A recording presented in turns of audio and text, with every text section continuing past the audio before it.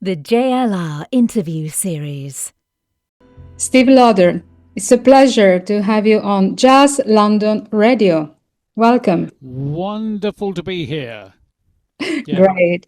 And it's a very special occasion because not only we've been working for so many years together with our quartet, but you have a new creature all by yourself coming out very soon. I'm just starting to get excited about it. You know, when you're making an album and you have all the business of writing the tunes, getting the musicians, going to the studio several times, mixing it, mastering it, doing the artwork, all that stuff. Anyway, I won't carry on. But you can just get a little bit loss of enthusiasm along the way. But it's picking up again now. Everything's going ahead. That's wonderful. What is the title of the new album? Two Sorts of Three. Yeah, you want me to explain that, don't you? Oh, yes. I thought you might. Oh, yes. And Two Sorts of Three refers to the trio format. So the trio format in jazz is often, not always, often piano, bass, drums. I mean, typically, you know, the Bill Evans trios and typically pianos and bass and drums. And having done an album which was solo and having done an album which was very much electronic in the studio, I thought, well, actually the next step forward is to do a trio album. Mm. And then that seemed a little bit exclusive to me for my taste in electronica. Actually more specific than that, in the Fender Rhodes. So that's what the title is, Two Sorts of Three. There's an acoustic called Unplugged, and there's a electric called Plugged. And different players in each trio, apart from me, of course. I am the common element. Yeah. And who are they? So they are, in the plugged version, you get to listen to Dudley Phillips. He plays, Fender electric bass, and also plays an acoustic electric bass, if you understand what I mean by that. Yeah. Yeah.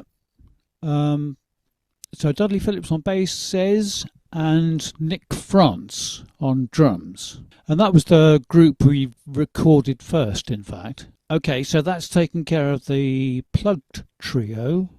Unplugged is drums Marius Rodriguez. Mm.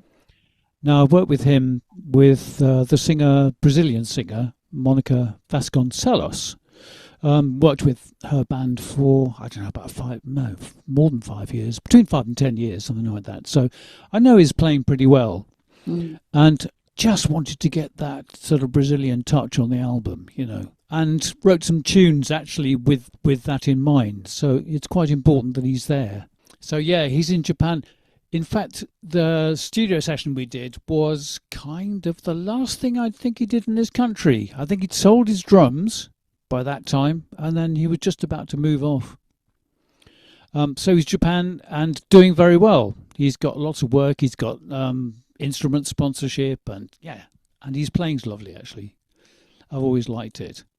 So there's drums of the acoustic, and his bass of the acoustic is a young guy called Freddie Jensen. So not only was he BBC Young Jazz Musician finalist in, I think, as far back as 2014, but he's an incredible mathematician. So he has those things to contend with. Anyway, he's doing a PhD now, so. Would you like to choose to introduce a tune from the electronic trio, and then we'll go and explore a tune from the acoustic trio? Yes, Komodo's Kimono. I often want to say it the other way around, but it's Komodo's Kimono. Would you like to tell something about this tune? And what's the title about? What's the title about? Well, it was I guess it's a Herbie Hancock inspiration. Okay. So we look at chameleons, we look at lizards, we look at all sorts of things. And then, so I found a Komodo dragon, and then the Komodo, and then he had to be doing something that would wordplay fit with that. And he's wearing a kimono. And in fact, Louis Lodder, who did the painting for the art, which is absolutely beautiful, I have to say. It's good, isn't it? If people are listening, but please check online Yes. Steve Lodder's website, because you will see this beautiful cover. It's just worth getting the CD, not just the digital music. Get the CD because it's really worth it. He did such a good job on it. Anyway, can we say that Louis Lodder is not only a great painter, but he's also a fantastic musician, being your son? Well, he's getting there. He's definitely getting there. Yeah.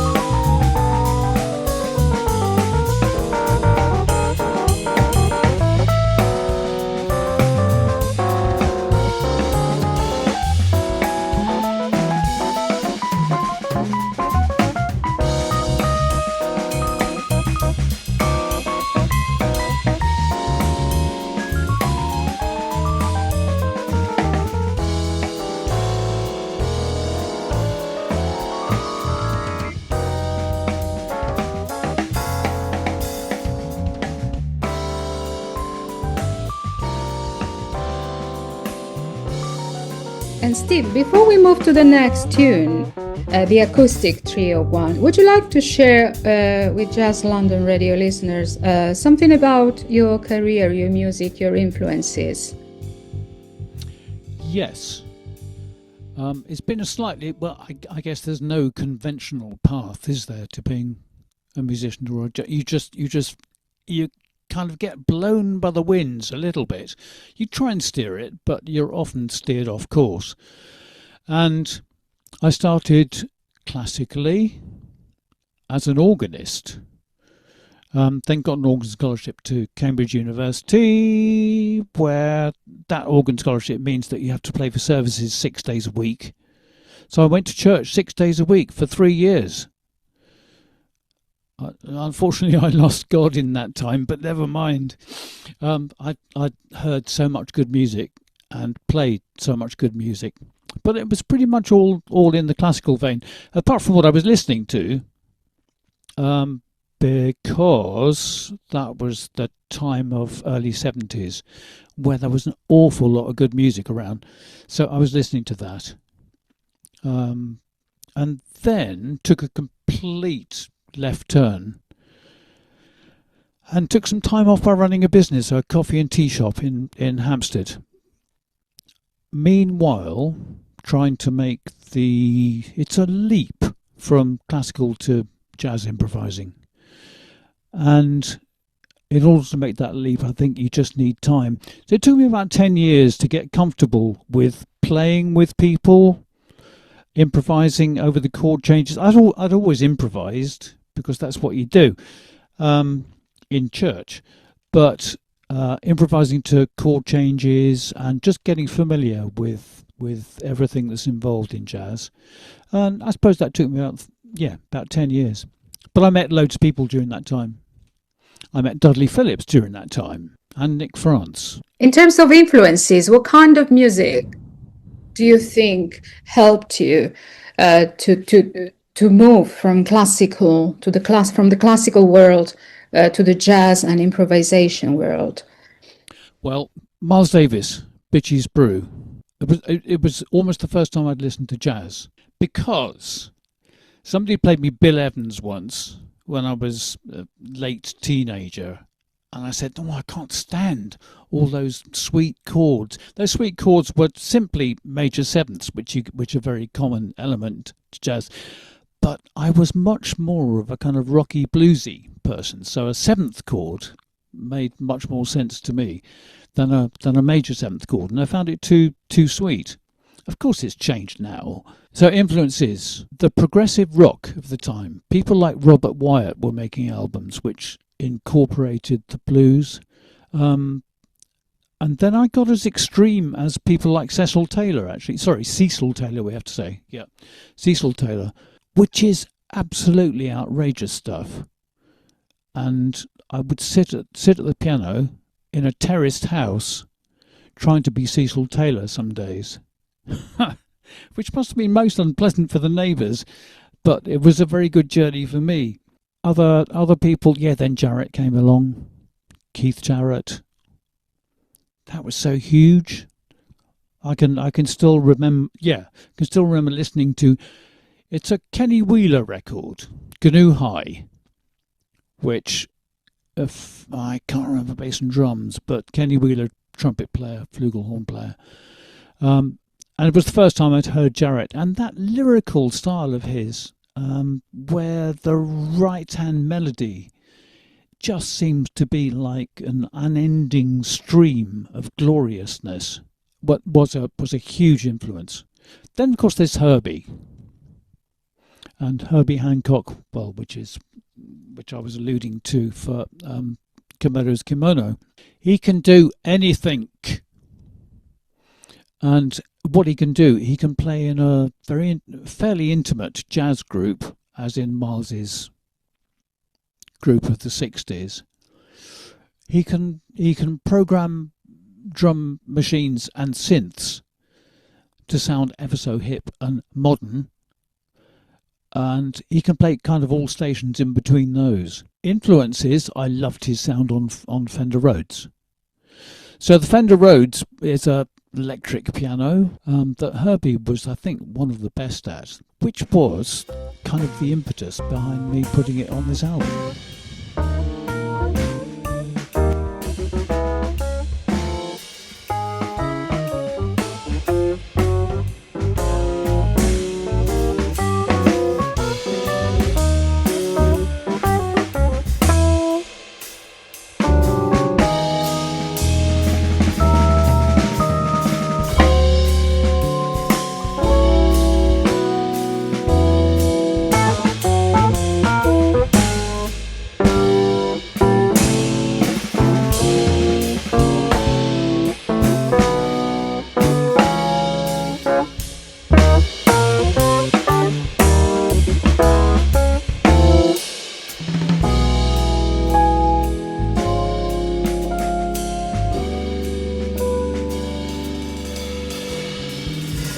Do you think now that you've just come out from all the work you put into this album, uh, as an artist, sometimes it seems that we have to put so much effort in doing so many other jobs because there are so many hours of work behind. You have to produce, you have to write, you have to play it, but you have to promote it, to think of the cover, to do everything. So it seems that we have to spend so much time focusing on other elements that are a bit far from the creative element, from the artistic element sometimes. How do you cope with that? By not listening to myself.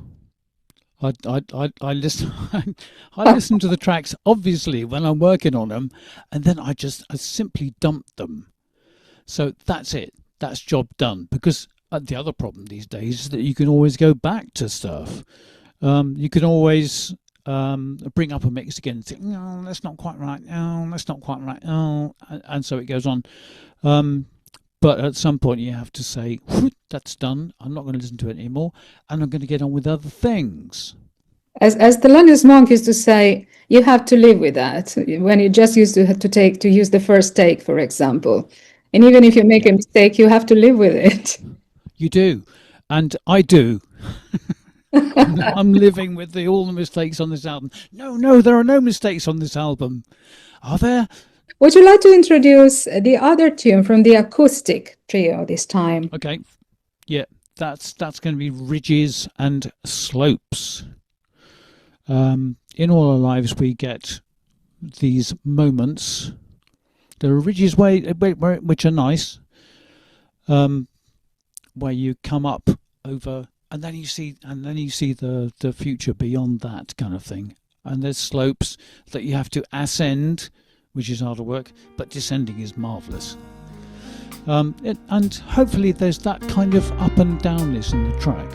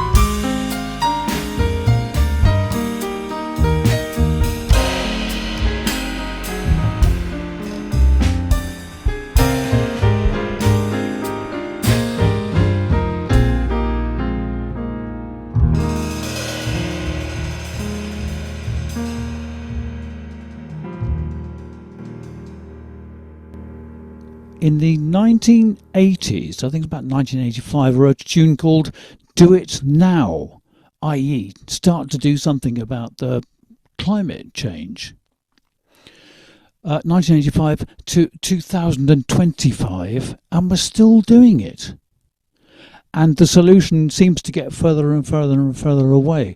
If this track makes anybody think about climate change and actually rising sea levels and what the effects that's going to have on the human race, I should be very grateful. And I'd also just seem to have to want to say something about that. So Radio Lifeboats is preparing yourself for water.